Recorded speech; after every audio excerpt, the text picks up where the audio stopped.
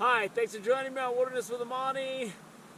There seems to be a lot of confusion over the license situation in Lake Tahoe, the fishing license situation. I get a lot of questions in the comment section. So I'm just going to talk about it a little bit, but before I go any farther, do not get your regulations from me or anyone on social media. That is my advice. Get them from official sources. Department of Fish and Wildlife Regulation Guide for 2025 is easily available online, and the Nevada Fish and Wildlife Regulation Guide is easily available online. And you can double check everything. Because if I get something wrong and you go and get a ticket and you're trying to fight it in court, invoking the doctrine of Wilderness with Amani on fishing rules and regulations isn't going to get you off the hook. If anything, the fine's only going to increase. So, this is what I know. My general understanding is either state license, California or Nevada, is good anywhere in Lake Tahoe.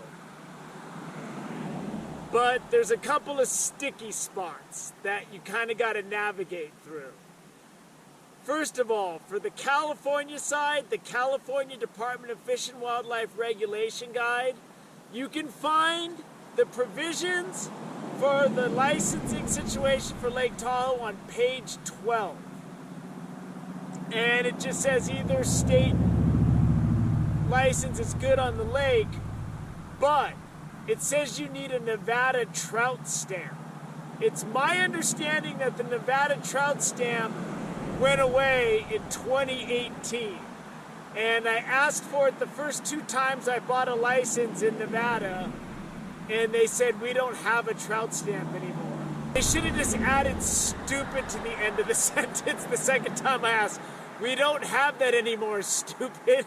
So, for whatever reason, there's no communication. California Fish and Wildlife has that in their current 2025 regulation guide.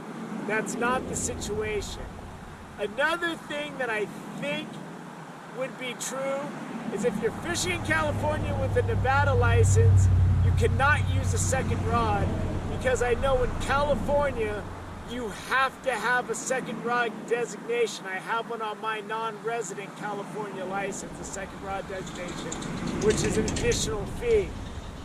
So you're going to want to, if you want to clarify that, you're going to want to email the regional office that handles the area for California Fish and Wildlife, or you're going to want to do a little bit more research just to make sure. I don't worry about it because I have the second rod designation, so it doesn't matter for me.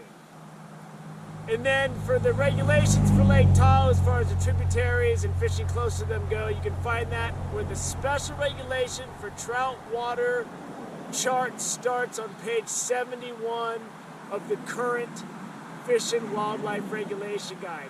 That page number is obviously going to change as they put out new regulation guides. For Nevada, you can find the rules for Lake Tahoe under the West Special Regulations for the Western region, and it's under Carson. And then it just tells you the regulations for Lake Tahoe, but it clearly has the licensing requirements right there in the regulation guide. So if you have any questions, I highly recommend you call Nevada or California Fish and Wildlife for clarification, or you email them for clarification. The time that you want to be figuring out the regulations for fishing is not when a Fish and Wildlife warden is approaching you.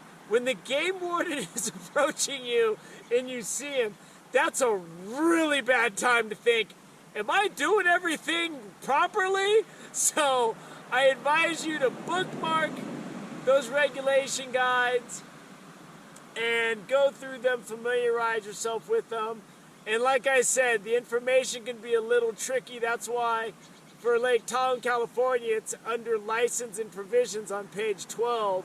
and then the regulations for Lake Tahoe are under the special regulations for trout water. So it's not ideal, it's not perfect, but there's a lot of stuff to cover in the state, so giving them a little bit of leeway.